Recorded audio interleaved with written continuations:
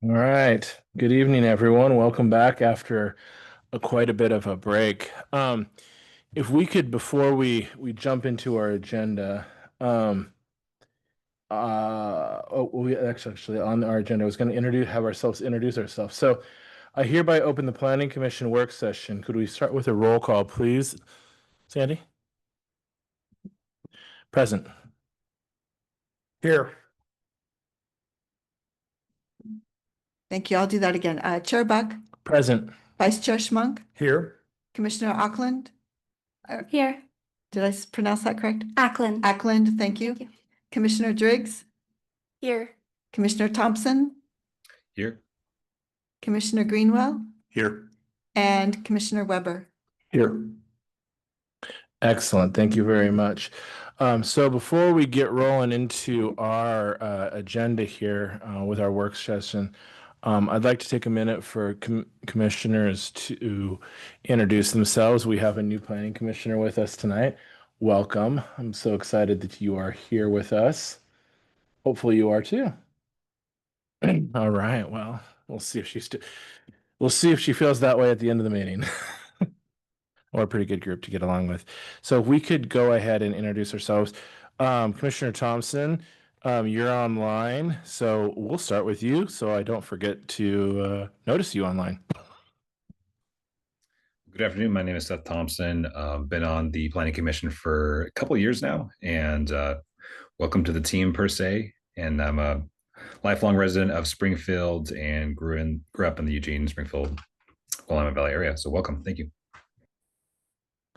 Excellent. Thank you, Commissioner Thompson. Commissioner Weber. Bruce Weber, been on, I think, it must be, of course, the end of my second year. Yeah, that's right.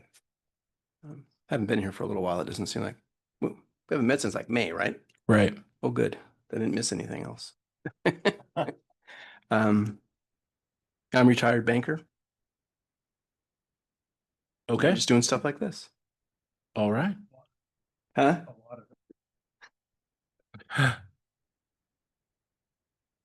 Commissioner Schmuck. Steve Schmunk. I've been a lifelong Springfield resident, business 50 years or so in Springfield, and been on the Planning Commission a couple times. Commissioner Thompson and I came on at the same time. So, thank you. All right. I am Andrew Buck, current chair for our commission. Those run calendar year, so a couple more months of this gig and then I get to hand it off. So I grew up in Eugene. Don't hold that against me. I've lived in Springfield for almost 20 years. Planning commission for I've lost track of how many years. What is it, like 5? I don't know. Sandy has been putting and Christina have been putting up with me for a lot of years. And I have 2 kids in the school district here, and just enjoy doing my gig for Springfield. Commissioner Driggs. My name's Morgan Driggs. I've been on the Planning Commission since December, so 8 months now. I am a planner for Benton County. My wife and I have lived here for 7 years now. Oh, thank you. Commissioner Greenwell. Good evening, right next door over there. These microphones are funny. I'm Pat Greenwell. I've been on the commission here since January. Still learning the ropes a little bit, including the microphones.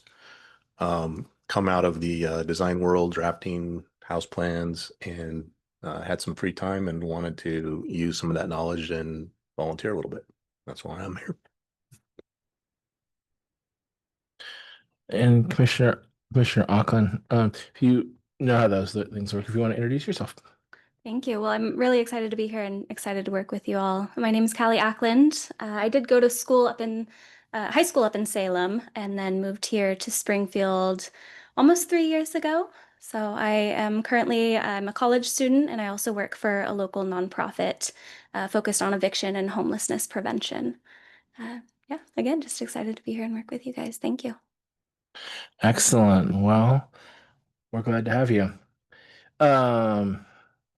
Sandy, are there any adjustments to the agenda? No adjustments other than for the Committee for Citizen Involvement. Haley's not here, so I'll be filling in for her tonight because she's ill. Alrighty. So this meeting is a work session where the public may attend but not provide comment. If you wish to comment on the Greenwood Riverfront amendments, please come back for the public hearing on Tuesday, September 16th at 7 p.m. or submit your comments through Springfield Oregon Speaks. I'd like to call the agenda item Glenwood Riverfront Amendments. Looks like we have Tom Seaver and our senior planner.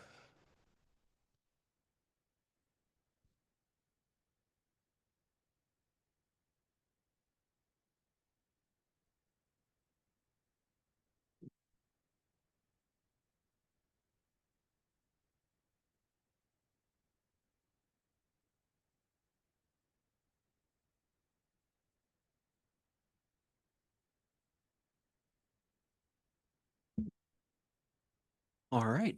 Good evening, commissioners. I am Tom Seaver, senior planner in the current planning section. This evening, I plan to illuminate the commission on an upcoming public hearing that involves the Glenwood Riverfront in West Springfield, as seen here. More specifically, the City of Springfield received 3 applications from the Springfield Economic Development Agency, CEDA, who, in concert with existing property owners, Roth & Roth LLC and Homes for Good, Lane County's housing agency, are proposing amendments to aid in the redevelopment of the Glenwood Riverfront. A forthcoming master plan will ultimately reconfigure this area. The master plan area depicted here in yellow currently consists of 38 lots on a little more than 22 acres. This area received annexation approval earlier this year and has further reached a milestone by submitting the subject applications for review. These applications include a zoning map amendment, development code text amendment, and a refinement plan text and map amendment. The applications work together to implement the Glenwood Riverfront Master Plan vision by reconfiguring residential and commercial mixed-use zoning, modernizing development code standards, and updating the refinement plan map and text to align with the zone and code amendments.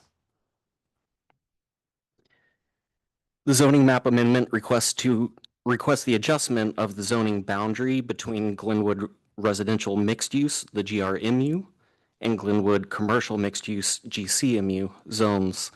Current zoning depicted here shows an east-west configuration of these zones within the master plan area with limited commercial acreage.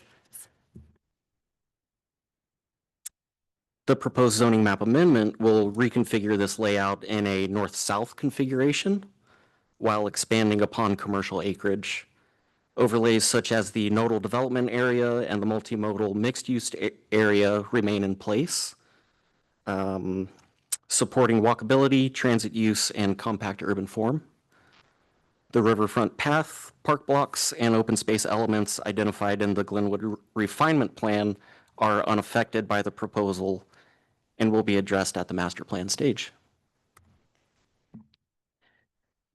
The development code amendments are shown here with the code as it exists on the left side of the slide, and the proposed amendments in red on the right side of the slide. The development code text amendments include a set of targeted amendments that apply only to the Glenwood Riverfront Mixed-Use Plan District. The amendments focus on refining the residential mixed-use and commercial mixed-use zoning districts by updating permitted uses, as seen on this slide, adjusting standards to better support high-density housing, employment, and commercial development, and removing outdated or inconsistent provisions such as exceptions that no longer align with the Glenwood refinement plan. The intent of these changes is to provide greater clarity, consistency, and flexibility, ensuring that future development on the Glenwood Riverfront can better realize the adopted refinement plan's vision for a compact, mixed-use, transit-oriented riverfront district. Finally, the refinement plan amendments are necessary to align the Glenwood refinement plan with the zoning map and the development code amendments. These amendments make two key changes. A map amendment works to realign the boundaries of the residential mixed use and commercial mixed use to match the zoning map amendment request.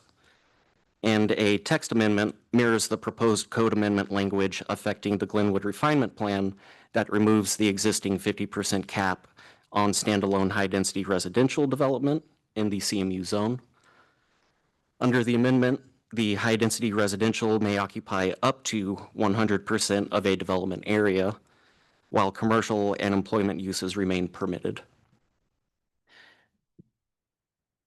There we go. Together, these amendments increase flexibility for redevelopment, better align with Springfield's acknowledged housing and employment land inventories, and support the long-term vision for Glenwood as a mixed-use transit-served district. More details will be provided at the public hearing on September 16th, since this is an informative purposes-only session. Lastly, one public comment was received on Springfield Oregon Speaks on this item. We appreciate the thoughtful feedback and the emphasis on ensuring that the Glenwood Riverfront reflects community values. The process for public involvement is ongoing, with the public hearing on September 16th serving as one of several opportunities for residents to participate. All notice requirements have been met, and additional input will continue to be encouraged as planning moves forward. These applications do not create new zoning, as was made a point of concern in the comments. All public all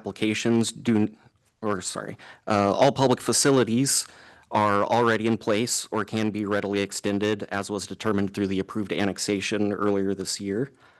Responsibility for funding redevelopment will rest with those undertaking the projects, not the broader community. The upcoming master plan must remain consistent with the refinement plan. This includes protecting the river commons and guaranteeing continuous public access to the riverfront. Development will also be required to meet all standards related to flood safety, riverfront protection, pedestrian and bicycle access, and overall site planning. Our intent is to ensure that the Glenwood Riverfront develops in a way that is safe, resilient, and welcoming to all residents, while honoring both regulatory requirements and community priorities. Thank you for your time, and I'm here for any questions.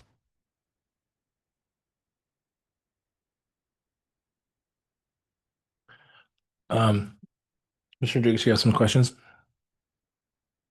Yeah, the climate-friendly areas adoption will include code amendments for the Glenwood Riverfront primary climate-friendly area, which includes these properties. And the city staff identified some of those possible amendments as rezoning the area to Glenwood residential mixed use and aligning it with primary climate-friendly area standards. Removing the nodal development overlay since its purpose is similar to the climate-friendly areas, and eliminating the Glenwood office mixed-use district. I know that's not a part of this specifically, but I was wondering if those changes will be made once all of the properties identified in the climate-friendly area are annexed, or can some of the changes occur now so that with these amendments, so that staff doesn't have to amend the code again for these specific properties? Yeah, that's a really good question. I do know, like, as a snapshot in time, as we received these applications, the applicants are working under current code standards. We do realize that the CFA changes are coming. I believe it's a conscious choice for these applicants to get this going now, with the understanding that there will be changes coming through with the CFA updates. So that being said,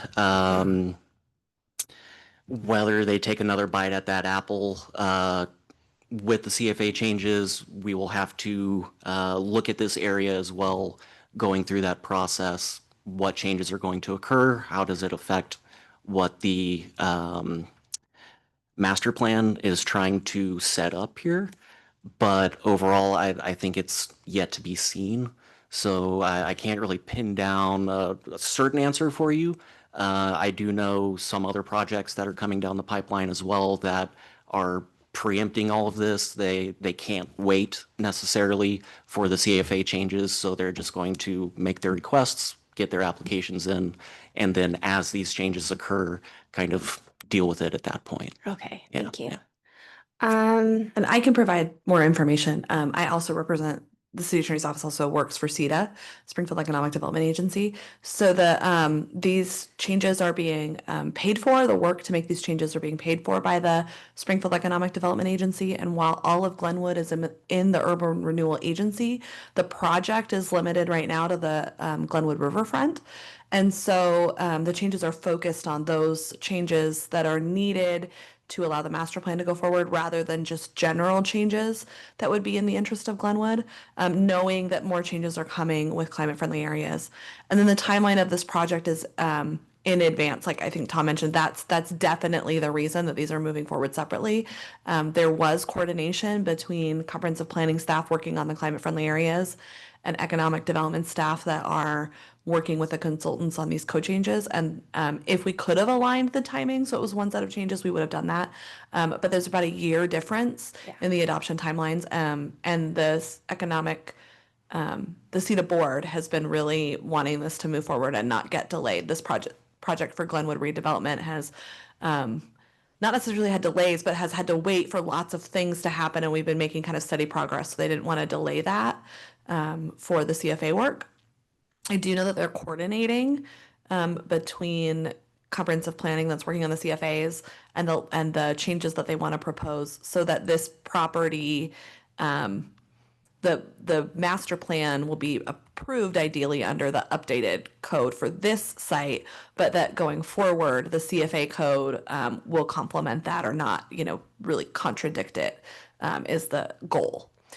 And then the other aspect of this is that by limiting the changes geographically to this area that was all annexed, it doesn't require a co-adoption process with Lane County, which really extends out timelines.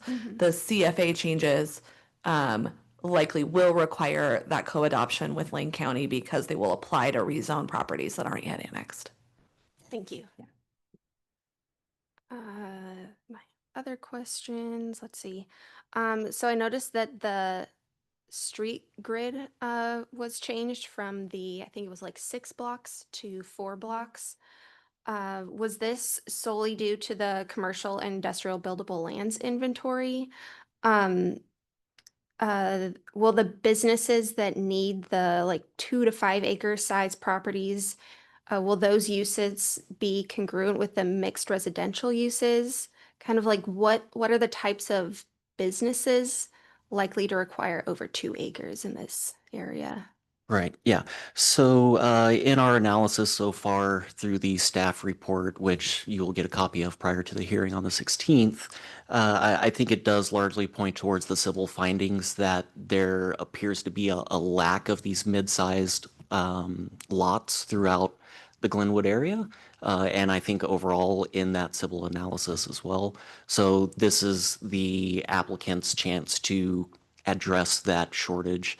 I can't speak to what type of businesses or what might be coming down the line as far as that goes. I have no idea at this point. But what we have found so far in our findings for that report is there appears to be a shortage of these mid-sized blocks. So it kind of aligns more closely to what the Glenwood refinement plan was intending at the time.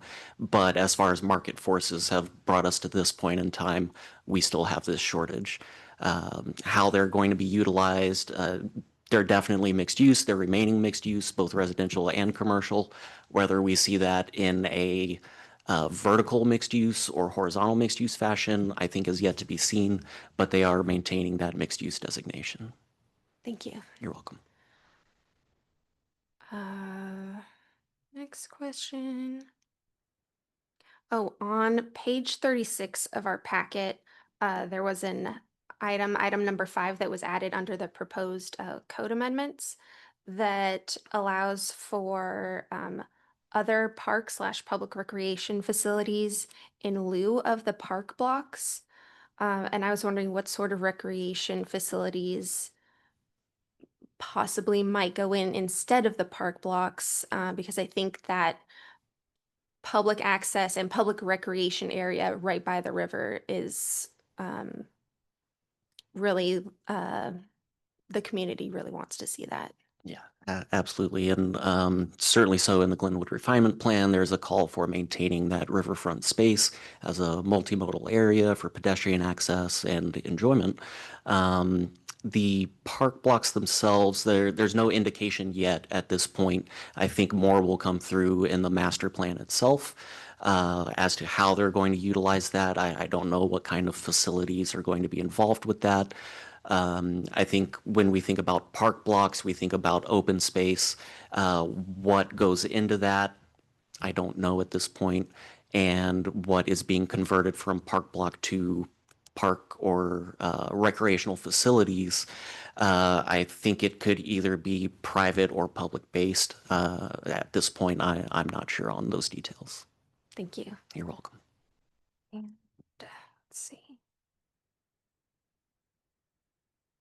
There's just one point that I wanted to make. It wasn't a question. With less demand for retail and commercial and increasingly vacant commercial spaces in our city, I like to see the city look into building if they're vertical, the ground floor of residential over commercial, the ground floor level to be flexible, to be used for a variety of different uses over the building's entire lifespan. That was it for me. Thank you, Commissioner Driggs. Appreciate that. Commissioner Thompson? Thank you, Chair, and thank you, Tom, for the great presentation and slide deck. It's really helped kind of comprehend what we're looking at here. I just had a question and request for maybe just illumination for my better understanding. Looking at page 1 of the AIS Glenwood Master Plan Area Amendments Work Session document, and under issue statement is the second bullet point. It says remove outdated restrictions on residential uses in commercial areas. And then you also made a statement earlier about increasing something like available residential uses 100%. Question I had is I'm looking at page 34 of 61 of attachment 2, and this is the Glenwood Riverfront Master Plan Development Code Amendment written statement. Specifically, the code is SDC 3.4.245, section B, section 1D. And I just see basically cross-throughs and red lettering that increases, for example, grocery uses from 25,000 square feet to 30,000, and some stipulations in the code to basically require minimum, there it is, yeah, minimum residential uses in this code essentially. So it seems like I see more restrictive language than basically language to promote residential uses. Could you talk about basically how that issue statement correlates the issue statement with this says that basically residential use seems to be made more easily accessible through this amendment versus what I'm seeing right here, which seems more restrictive? Yeah, I think if I'm understanding this correctly, and at least what I've been able to glean through what's been provided to us in the narrative statement is the applicants have found the residential limitations to hinder their, I'm guessing, thoughts on what they can provide at market rate, with market demand here. So these changes are trying to bring that flexibility. I know I did make the statement about 100% standalone residential uses in the commercial mixed use area. I don't know at this point what the applicants are foreseeing for the development of that area. Just, trying to read the tea leaves here of what kind of businesses and other, uses they're going to be bringing in along with the code changes here. I don't know. It's certainly, I guess you could read it both ways, and not knowing their rationale, which we will be illuminated further by the applicants at the public hearing as they get their chance to speak to that. So at this point, without misspeaking or putting words in anyone's mouths here, I would be hesitant to try to tackle that. So I guess we can put a pin in that if that's okay. And Christina, do you have anything? Yeah, I can probably weigh in, but can you repeat which section, which line specifically? It's too, I didn't have it up in on my window in front of me, and it was too small to see on your screen. Which line is it that you're thinking is more limited? It was more of, well, maybe I'll just back up. So what's the share screen right here under exceptions? It says see D and highlighted red there. Basically, what they're asking for is to increase the square footage, the gross square footage floor for grocery uses, for example, from 25 to 30. My question more so is, and then if you go back to the purpose statement, it basically sounds, I'm trying to make sure that I'm kind of understanding what they're trying to do here. On page 1 of the agenda item summary page, it says remove outdated restrictions on residential uses. And when I read this code language, it looks like they're amending to basically increase commercial capacity. Yeah, so the intent, and maybe it's just that the AIS doesn't explain it completely. The intent is to provide more flexibility across both zones. So to allow more residential development in the commercial mixed use zone in this area, but also to allow more commercial development in the residential mixed use zone. The intent that CETA has is just to essentially be able to come in with a master plan approval that will lay out utilities and block sites, but is very flexible in terms of what the ultimate mixed use product might look like so that it can respond to market demands. And that could mean a lot more, like in today's market, a lot more housing and a lot less commercial. But if the market changes in the future, there could be more commercial space in addition to the residential. I think there's definitely an intent to meet the residential minimum amounts kind of no matter what, but providing more flexibility in how those blocks would develop through that master plan process. And so there needs to be more flexibility across both zones in order to make that happen, which is the reason for increasing the square footage area that a grocery store could contain. I think the thought is that 30,000 square feet is more the sort of standard size that you would see. 25,000 square feet is maybe a little too small to be a neighborhood grocery to, serve a development like this. I don't think that means that definitely nobody knows if there will be a grocery store there. So hopefully that explains the intent behind it. Sure. That does. I think kind of branching off of, I think it was Commissioner Driggs' statements.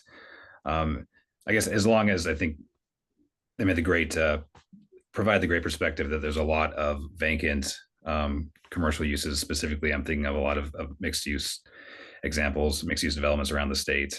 And just want to make sure that we're emphasizing, I guess, accessibility to affordable housing as much as possible. Obviously, market rate development. These things have to sell, but at the same time, just hope we're not letting code slip by via amended language that allows for basically increased commercial capacity when it's maybe not needed. It's definitely not the intent to require or for CETA to fund or build out space that wouldn't be utilized. And the master plan area includes land owned by Homes for Good. And so this development, we talk about, enabling market-based housing, mostly because income qualified housing is now subject to a lot of state laws on supersiding. And so that housing could come in most of these I think without needing to change the code. So it's really to allow the market-based component. There will be affordable housing and market rate housing together in the master plan area. That's not directly relevant to the zoning changes, but I think kind of explains some of the intent. Thank you very much. Appreciate it. Commissioner Schmuck? Yeah, Tom, a couple questions for you. So you said that the city won't be involved in the development, spending money to develop. Is that you're talking about to put up a building or build a house, what have you? Right, right. And obviously CETA is involved, that being our economic development arm of the city. But I think in response to the comment that was received through Springfield Oregon Speaks, some of that language was kind of leading to, or at least how I perceived it, was increasing taxes or raising a levy or something like that to get community to pay for this. And as I understand it at this point, the owners involved, CETA being one of them, are the ones that are undertaking this.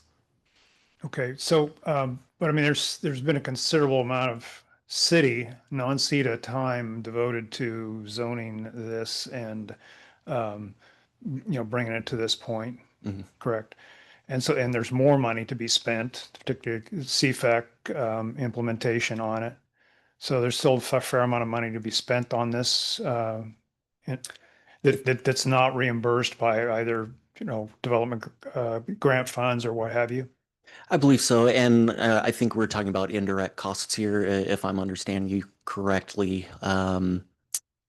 The time spent, of course, just if we're going all the way back here, we're talking about the creation of the Glenwood Refinement Plan, even that city has spent time and money on. My comments were more pointed towards the comment received from Understood. the community Yeah. and not pushing the bill onto them necessarily.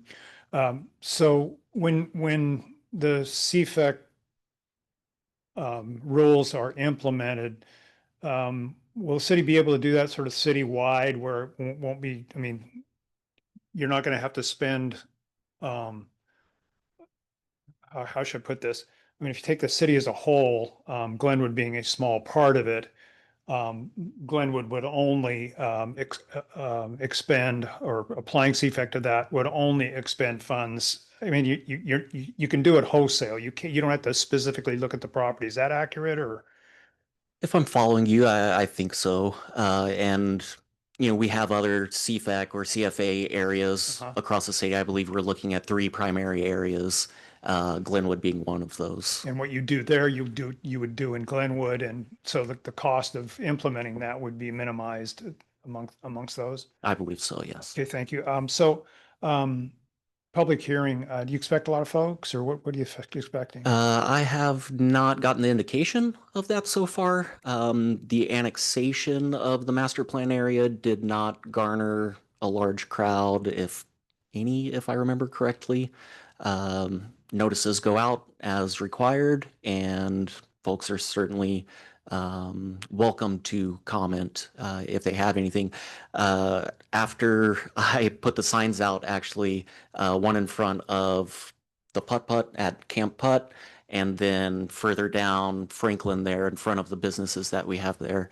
When I was on my way home, actually, I did see someone looking at the sign in front of Camp Putt. I possibly taking a picture. So, we're getting notices out there. How that's consumed, how quickly that's consumed, and if anybody is interested, they're welcomed to provide comment, both in person or they can write in, they can call. All of that gets put into the report for the record. So far, the indication has been not a whole lot. Do you have any feeling for what kind of questions there might be, given your experience in these types of things? I think with the one comment that we did receive for this session, people may be concerned about cost of redevelopment. When you hear redevelopment, it typically means large scale changes. And the first thing that pops into people's minds, I would think, is how are those large scale changes being paid for? So first on my mind would be the community being concerned about costs here. Typically, you get the comments, even with annexations, is this going to raise my property taxes? Is this going to diminish my values? Which is something that we don't consider or look at from that being more of a political standpoint. That's not part of the approval criteria, so we can't really take that into consideration. I think the other side of this is also public benefit, having access to the riverfront area. We're seeing large-scale redevelopment in Glenwood. What does that mean for the community that is most adjacent and affected by that kind of redevelopment? And so far, I think they're being supported in that we are maintaining the vision of the refinement plan, having, trails in place, amenities, if you will, along the riverfront. So I hope some of that concern is assuaged by, our findings and what we'll be providing through the amendments public hearing and then the master plan to come. Yeah, this person seemed to be concerned with some of the green space, but I Mhm. mean, it's all taken into consideration and treated appropriately. Okay, well, thank you. Yes, sir. Tom, can you just provide a little bit of information for the commission? I think it would help in response to this comment Mhm. to explain the master plan process. Like what will the master plan look at? And then what's the what does the notice and outreach look like Yeah. for that process? Because I know it's extensive. Sure. This will be my first master plan to tackle. In my reading of code and preparing for all of this, it is a two-step process. So there will be a preliminary master plan and a final master plan. The preliminary, or at least the lead up to the preliminary master plan, does require the applicant to have a pre-application meeting with us that we produce a report on. It's kind of a glorified or expanded development initiation meeting that we typically hold in the planning department here. That's basically to answer any questions of the applicant, to possibly uncover any uncertainties they may have, to provide feedback, what staff thinks there might be gaps on, what might make their application stronger as they provide it to us. The master plan process, the preliminary process, also does require the applicant themselves to hold a neighborhood meeting. So that is another point of neighborhood inclusion that they undertake. Staff does attend to answer any technical questions that might pop up. But that is also one of the steps that helps to bring this to the community. It's not some closed door aspect that we're making decisions and then make a surprise at the presentation or at the public hearing that, hey, here's what we're doing. So I think most of this, if not all of it, will be known ahead of time, given the applicant's requirements to engage the community, to engage staff prior to receiving the application. Of course, this is an ongoing process. It's years in the making, as I understand it, well before my time. So as we see that lead up, we will be, of course, on it every step of the way as needed and attending the neighborhood meeting. Hopefully there is good turnout on that. Then the preliminary process, when the application is received, it is a type 2 application, which is director level. So the decision on that, almost like a expanded site plan, is handled in-house. I believe it can be elevated if it is perceived by the director to be a complex application. It can be elevated to a type 3 master plan application that would then come in front of the planning commission here. After that, the final master plan stage, I haven't read too much into that because we're not there yet. I'm trying to keep my head into things that are happening now. But in relating that back to this kind of glorified site plan process, that's where we're making sure that everything that was determined at the preliminary stage is actually what's carrying forward through the final master plan. And also, we're looking at provisions of public services, lot layout, of course, as I believe Commissioner Ackland pointed out, or maybe it was Driggs, the sizes of these blocks changing from what was originally envisioned in the refinement plan to what market forces are kind of dictating now for mid-sized blocks, things like that. Thank you very much, Tom.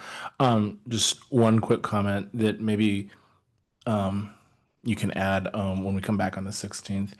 I'm always an advocate for helping the kind of create our language so it's understandable for the public, as hopefully they're engaged, and so it might be helpful on the 16th to just quickly note the difference between mixed use residential and mixed use commercial, because that could be confusing, because I could see if you didn't understand the zoning differences, you would say, well, it's the same thing. And when in fact it's not. There's some key differences. Maybe just kind of weave that in. Oh, sorry, weave that in on the 16th. Not necessary for tonight. Got it. Yeah, thank you for the feedback. That's very helpful. All right. Any further questions? Commissioner Greenwell? Yeah, thanks again for all of that. Hopefully a couple of quickies. The Willamette Greenway will be maintained in the overlay or in the master plan? Yes, sir. Was there any consideration in the master plan to the current floodway work that's going on with the FEMA lawsuits? Make sure that that is all buildable? I don't know what they've been doing in the background on the private side. Maybe Christina will know, as she's involved a little bit with CETA. I would assume they are doing what's needed for those lawsuits and such moving forward. And of course, putting things in place to make sure there are mitigated impacts to the riverfront. Okay, and lastly, the two diagrams you had that showed kind of a potential street overlay. Yeah, that was that in the other one. Certainly those streets don't align with any of the current lot line arrangements. So is there a strategy for how to do that? Yeah, so the ongoing TSP, the transportation system plan, yes, thank you. They're trying to weave it in to best suit what that plan intends, and then this kind of reconfiguration of the blocks. How that is to be ultimately done. I know the Franklin improvements have been broken up into phases. I believe phase 2 is currently in design. I could be wrong on that. But phase 1 is done. We do have the initial set of roundabouts. There are going to be more roundabouts through the other phases.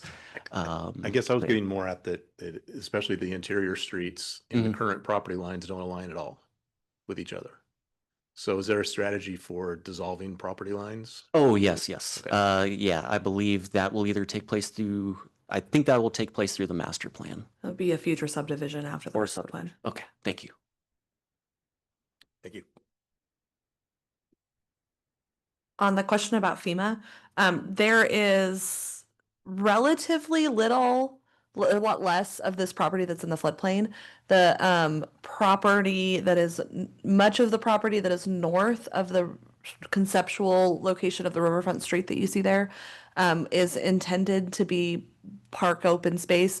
There's not a determination made on, which, Willamette Lane, CETA, the city, like who's going to open or maintain that necessarily, but it's intended to be more recreational or open space type uses.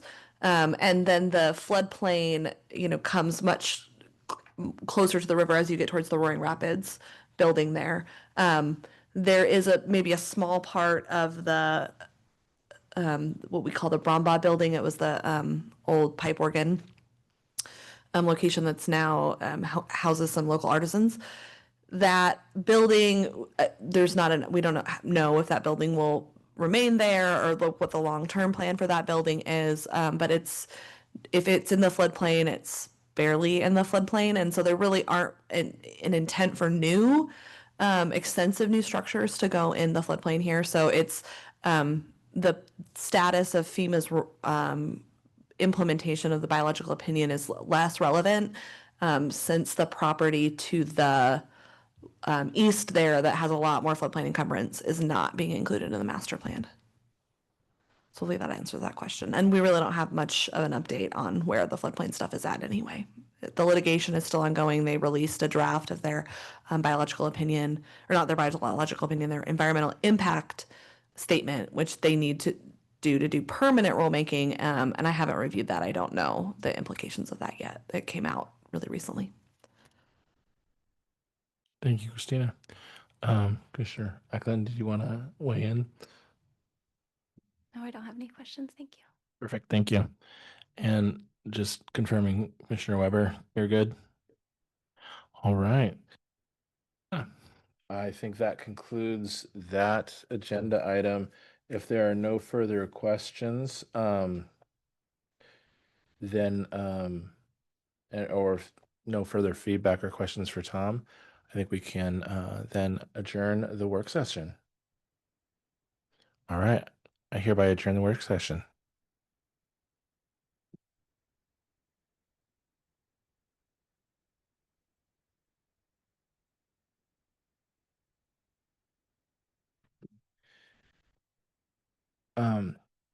Sarah or Sandy, do we want to kind of roll right into our, okay?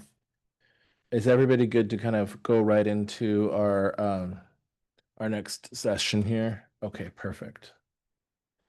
Excellent. I hereby open the meeting of the Springfield Planning Commission meeting in our capacity as the Committee for Citizen Involvement. Can we have a roll call, please? Since there are no changes in attendance, we can skip that.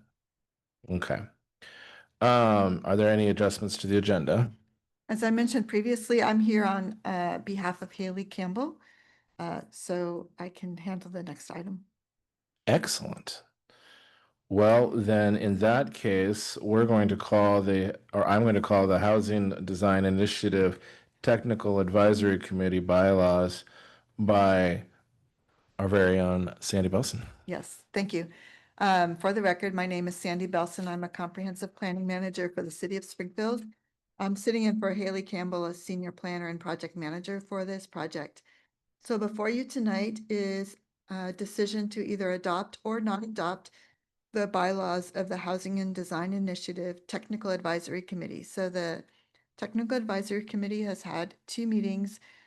They looked at these bylaws, have agreed to them, and according to our program for citizen involvement, the Committee for Citizen Involvement must approve the bylaws. As you may recall, some of you actually appointed the members of the Technical Advisory Committee to guide input on the project that is looking at making it easier to add housing in Springfield and addressing some of the state law requirements. So if you are okay with the bylaws, you can make a motion to approve those. And if not, you can identify what changes you would want to make, and we can make those to bring back to you next time. At this point, I would entertain a motion.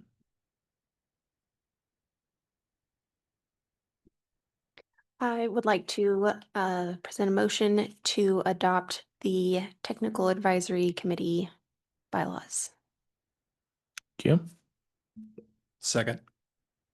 Okay, we have a motion and it's been seconded. Is there any discussion on the item? All right.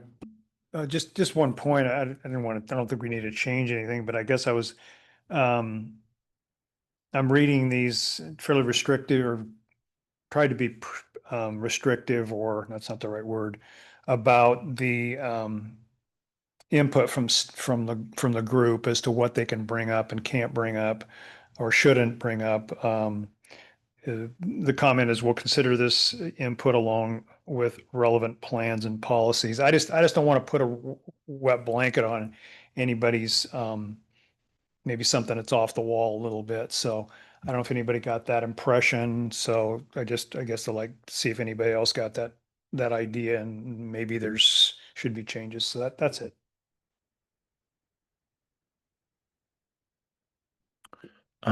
Okay, so do any other commissioners want to respond to Commissioner Schmunk's comment? All right. with that having said, we can, you had said that you didn't feel like changes needed to be made. You wanted to kind of bring up the comment. So we're ready to vote? Okay. All right. Since we have a motion and a second and there's no further discussion, Sandy, can we have a roll call for the vote? Sure. Chair Buck, Aye. Vice Chair Schmuck, Aye. Commissioner Ackland, Hi. Commissioner Driggs, Aye. Commissioner Thompson, Aye. Commissioner Greenwell. I'll abstain on that one. Since you are a technical advisory Yeah. committee member, and then Commissioner Weber. Aye. All right. The motion passes 6 in favor with 1 abstain and no one against. All right. I hear adjourn the CCI session. All right. I hereby open the regular session of the Springfield Planning Commission. We're all still here, so we'll keep moving along. Any adjustments to our agenda here, Sandy? Okay, she's shaking her head no. So we're good. All right, we're going to recite the Pledge of Allegiance. Those in attendance, please recite. Those online, remain muted.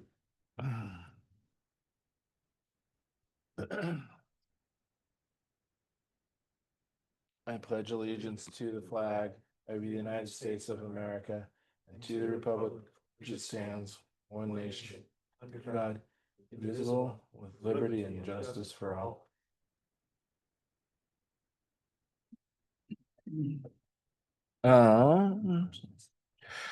All right. I move for the approval of the minutes from May 20th, 2025. Are there any corrections to the minutes as published in the packet? Okay. It appears there are not. I hear the minutes are hereby approved. Any business from the audience?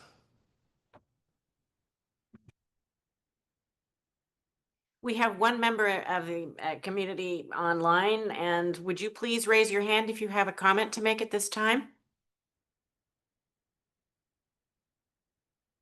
I see no hand raised. And there's nobody in the audience. Okay. Thank you. All right. So, with no business from the audience in person or online at this time, we will move on to hear business from the Planning Commission. Are there any reports of council action?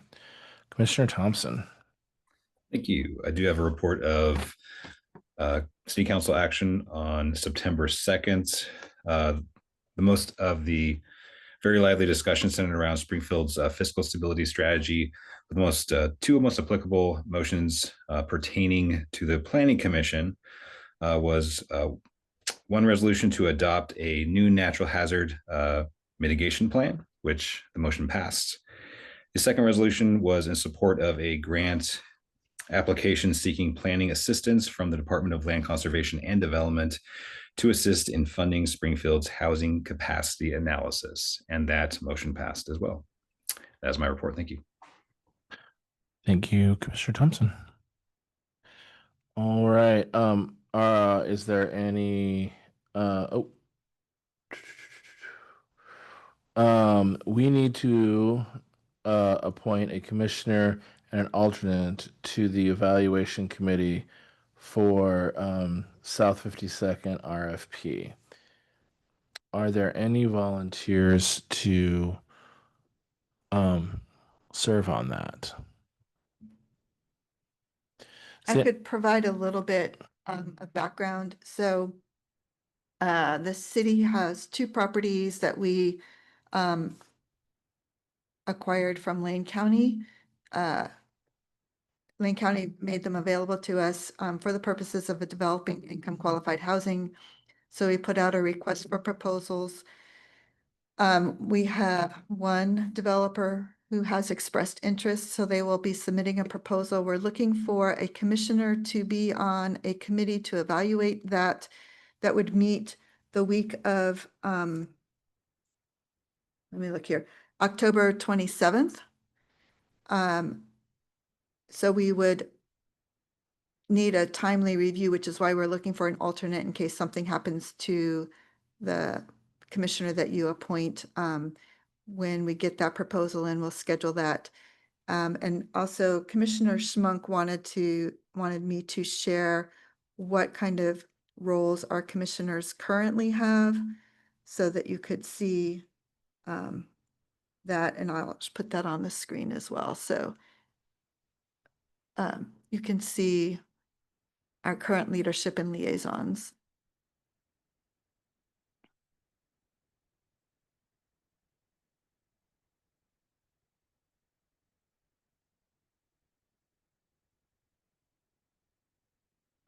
All right, thank you so much, Sandy. So let's start off with any volunteers. Excellent. I think you'll represent us well on that. I think that you're well suited to that. And if not, we've never seen you before.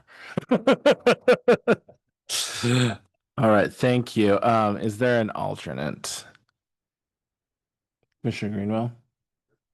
All right. You are, on a number of things, so I appreciate your volunteering.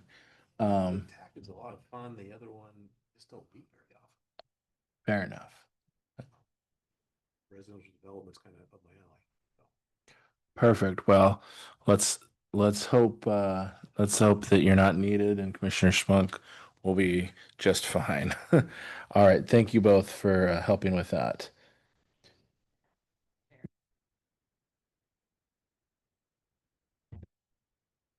Commissioner Schmunk has volunteered to represent the Planning Commission on the committee, and Commissioner Greenwell has offered to be his alternate.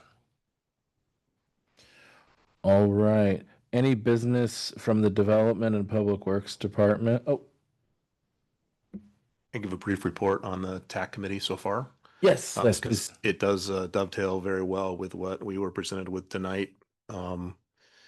TAC is looking at bringing into compliance or state compliance some of our housing development codes, and we've talked a lot about that, but we've very specifically talked about ways to up the flexibility of some of the multi-use zones as they're rewritten, specifically to address what you were talking about with ground floor commercial. The committee so far has been very interested in doing whatever we can in a code way to provide as much flexibility as possible to those spaces, whether residential is in high demand or commercial is in high demand, to not necessarily specifically designate one over the other as these codes are being rewritten in the multi-use areas. It's kind of encouraging to hear there's a lot of circuitousness going on with the conversations about that. That's it. Excellent. We appreciate the work you're doing there. Commissioner Driggs, you look like you want to say something? Yes, I've got a report on the Bicycle Pedestrian Advisory Committee. The Springfield Block Party is coming up September 5th, and BPAC, the Bicycle Pedestrian Advisory Committee, will have a table there, and they're tabling along with Safe Routes to School, Shift, Best, and Cascadia Mobility. They'll have a bicycle kind of like training for little kiddos set up like they have in the past as well. So that is September 5th. BPAC will also serve as the Walk and Roll Springfield Community Advisory Committee for the Walk and Roll Springfield plan going on. And then in October, there's Walktober is happening. So so far they've set up two walking events. The first Saturday in October, someone from the Audubon Society will lead a bird walk. And then our mayor will host a mayor's walk on the 18th for Walktober. It'll be, I forget the exact route, but it's north, kind of like along the river, and then kind of like loops back over towards City Hall. And that's it. Fabulous. Any other committees? From the list, we're doing a bunch of things. Is there anybody else that has any reports? All right. With that, we'll move on to any business from the Development and Public Works Department. Sandy? Sure, tagging along to what Commissioner Driggs was sharing for the block party this Friday. In addition to those transportation tables, which will be out this way, is my understanding, near on the main street in front of the museum parking lot. Haley Campbell, assuming she recovers from her cold, will be out with a table, I think, near the Kesey mural on that street near the city manager's office table for the Housing and Design Initiative. So we have a survey out currently getting input. So she will be there tabling to share information and get input on the design concepts. And she'll be coming to you at your next meeting with a work session on those design concepts and the feedback that we've gotten thus far for your consideration. I also want to just point out, now that we're back in session, as is council, that we have your list of meetings to look at. So if you go to, just as a reminder, when you go to Springfield Oregon Speaks, like I am now, you scroll down to the bottom and you go to 4 planning commissioners. Sarah will update this. Okay, Sarah's got this list here that shows you when your session is to go to council meeting to share. So I just wanted to go over that, and also a reminder that this past meeting that we had, Tom was talking about the public comment that we had gotten.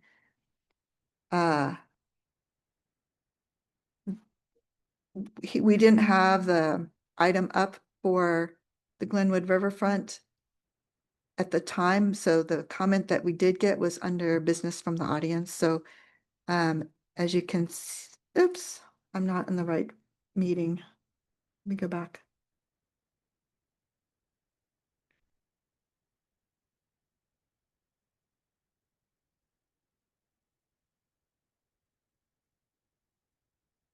Okay. The one in progress, right? So if you go here, the comment that we got was actually listed under business from the audience. So when you log in, it will show you when you've read it. So in this case, we've had 2 of you have reviewed that comment.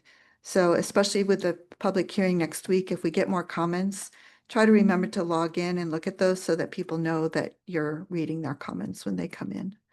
So that's just a quick update on that now that we're back meeting again. Sandy, can I clarify for planning commissioners, this is a mistake I've made. If you just go to Springfield Oregon Speaks and don't log in as a commissioner, you may have in fact read it, but it won't show to the public that you've read it.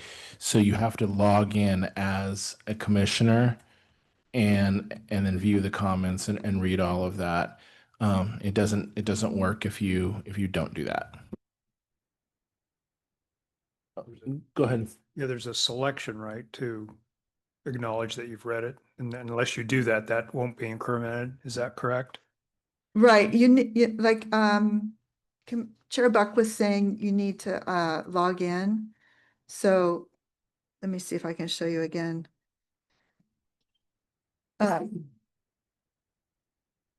So at the top here, there's this login button.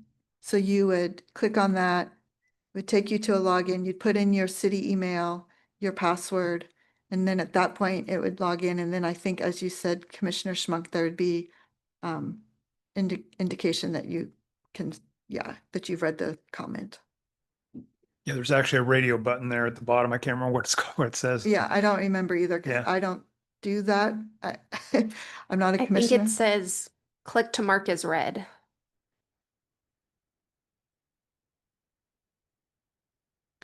And it was a little different this time because like that comment came in under under business from the audience because we didn't have it we didn't have that agenda item yet. So it was a little clunky, but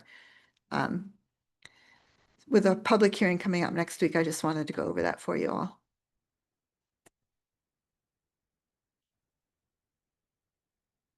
And I have nothing else. Thank you. Sarah, I just thought I'd check with you. And Christina, you're good. I always like to check with our council liaison as well. All right. Could we get a new roster for when you get to it of the commission? You know, with the information as you've done before. I've already created one. I'll send it to you in the email tomorrow. As there was any doubt. All right. With that, I adjourn the Planning Commission regular meeting. We will see you all in 2 weeks.